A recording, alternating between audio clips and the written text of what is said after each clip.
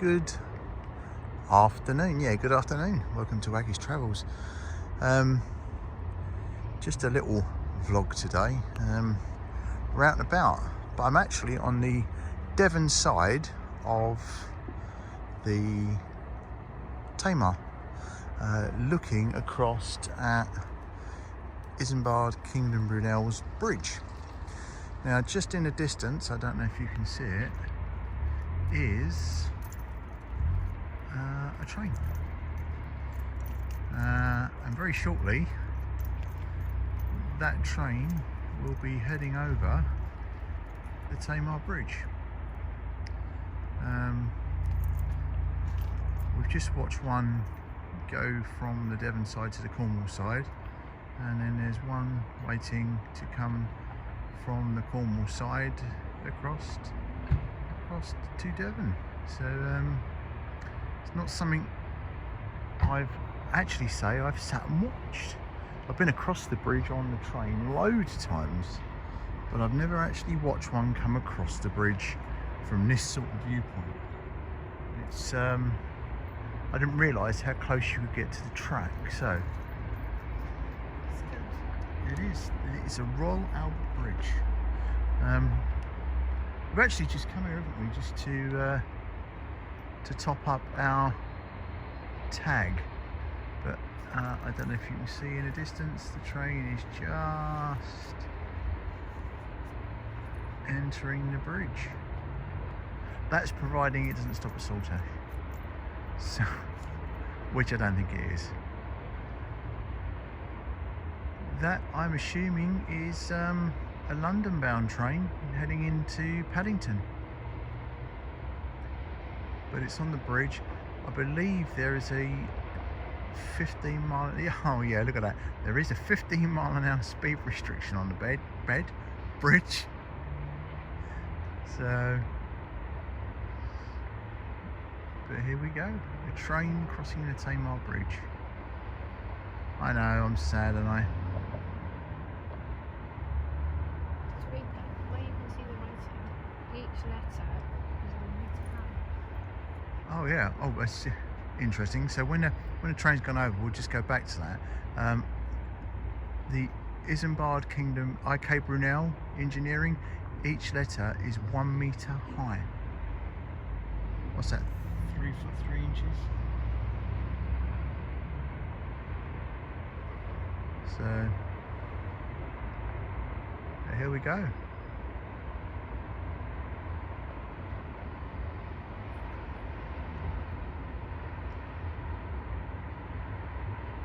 Well, that is the first time ever I have seen a train from this angle coming across the bridge.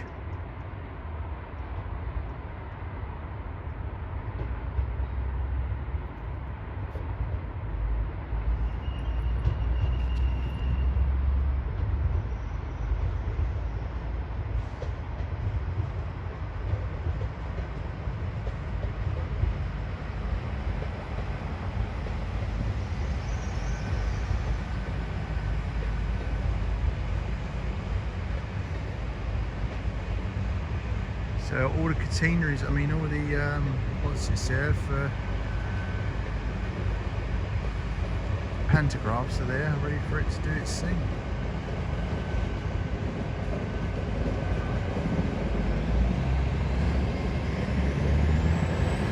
Oh yeah, the pantographs are actually on, I didn't even know that, that's cool. I used to be so on top of all my locomotives and knew exactly what did what, and yeah, so anyway, going back to that, let's have a look at that. So each one of them letters is a metre in height. That's pretty impressive. The bridge, yeah, so because a suspension bridge needs an anchor point, there wasn't for this, so Brunel designed them tubes to support it. Otherwise it would have sort of collapsed inwards. And the other interesting thing, are they 12 foot, 14 foot, I think? Yeah, so 12 foot high, and they're not actually circular. They're egg-shaped. What's that? Oval, that's it, yeah, they're oval. other interesting point is that each section was put together on the Devon shoreline, floated out on barges, and then jacked up into place. And if memory serves me correct, it took, is it 3 or 4 years to jack it. The foundations took 3 years. Yeah, so the foundations took 3 years, but to actually jack the each section into place. Yeah, so it took 9 months to jack each section into place from the shoreline. That's brilliant. There's a bit of recycling. Many of the suspension chains were originally made for Clifton suspension bridge. Oh, hang on a minute. Let's turn around. Let's have the educated one in here. Go on, you were saying? I did a bit of recycling. Yeah. Many of the chains on the bridge had originally been made for the Clifton suspension bridge. So, but construction of that had been delayed. Yeah. So they brought the stuff down here instead. Oh, crikey. But the building of this changed hands halfway through because the original builders went bankrupt. All right. So it was shipbuilders that originally started building it, and then it was finished by the Cornwall Railway Company. And we know the railway companies had loads of money, don't we? Yeah. And it was Cornish. So does that make the bridge Cornish? I don't want to Brunel's original drawings. Blooming neck. Right. Yeah, he only just got to see it. He was too ill to attend the opening ceremony. That's a shame, isn't But it? he did cross it. He did cross it in a wagon. But he Excellent. Yeah. Absolutely brilliant. Right. Food o'clock, I think. Let's do this. Let's go and get something to eat. Oh, we're doing food again. Back in the Tamar View. Yeah, Tamar View Nurseries. And you've got I've got raspberry and pomegranate tea. Yeah, and I've got a cappuccino. Did you have to think what you had then? Yeah. So I'm going for the veggie sausage, egg and chips, because I'm a creature of habit, and you're going for fish and salad. But you wasn't, was you? No, I was going to go for cheese and onion quiche. Excellent. But they didn't have any. No. Right, so we won't bore you with us eating in here because we've done this on the previous one. Did we have a conversation about your head mishap in this week? Oh, we'll tap that in later. We'll have that conversation later. With a photo. Yeah, we'll put some photos in. Before and after photo. Yeah, we'll do that. You couldn't resist it, could you? We'll have a chat about my hair issue later. Right, bye for now. Oh, hello, we're back again. So, on the last bit of this video, you saw us eating in Tamar View, yeah. Oh, and now we're in Corsands because we're going to eat again, aren't we? So, anyway, we're just showing you the view of the Christmas lights at Corsands, and this is us. So we're walking, and I'm using my phone. So if the camera's a bit unstable, I'm sorry.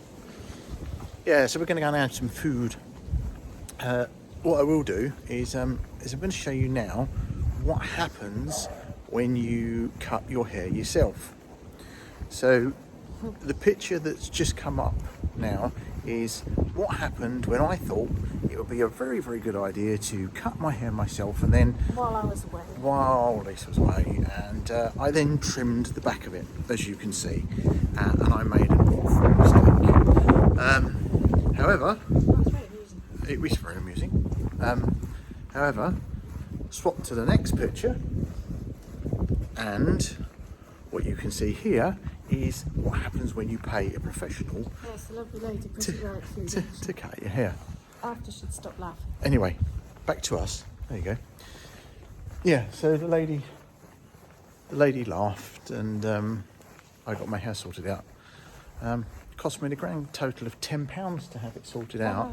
And had I have gone to her and let her cut it in the first place anyway, it would have only have cost me 12. So Oh, not fun. Worth the £2. It was, but it was, yeah, it's worth it, what do you call it? And look, yes, it's quite, it will last quite a long time, that haircut. So. Yeah, look at that. It's lovely. Right, we're going to go and have some food. We'll have a chat to you once we get in the restaurant, or we'll chat to you when we come out of the restaurant. Oh. I don't know why I'm holding it to now, in case somebody takes it away. We're not going to do that. We're at the bay again. We like it here, don't we? It's really lovely. It's all Christmassy now. Yep. So we're at the bay and we're just about to order food again. So we'll be back after the food. Oh, bit parky. Just a tad cold. Bit blustery. I'll tell you what. Let's just do. Hold on. Let's just do that. Otherwise, you're going to hear the thing. The fan. That's it. The whirring of the fan. So this famous book there. The whirring of the fan. This has been another one of our daily vlogs.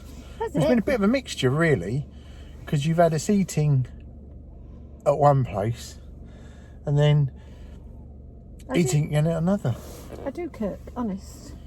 Yeah, but it's been a busy day, isn't it? It's always a busy day. Yeah. Always a busy day. So we should have had news about the motorhome today. Hey, what? I said I had my nails done. Oh, yeah, show So everyone busy. show everyone your nails. I don't know if you want to see them, but they got a little snowflake on. That's my little contribution to it being Christmassy. There we go. So, should have had some news on the camper today. Unfortunately, that's not happened, is it? Be tomorrow. It wasn't parked where we normally see it. It has been in the workshop over the weekend, hasn't it? It has.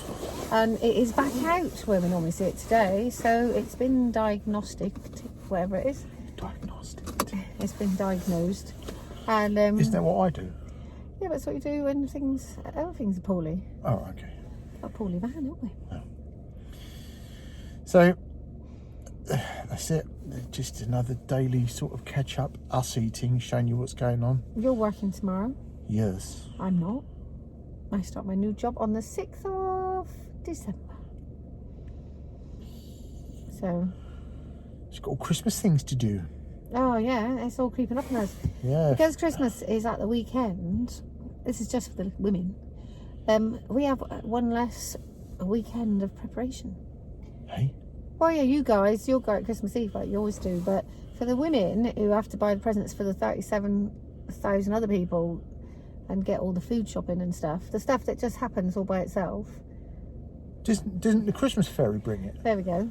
Yeah. So we're a bit short on time this year. Yeah. It's bloody manic, isn't it?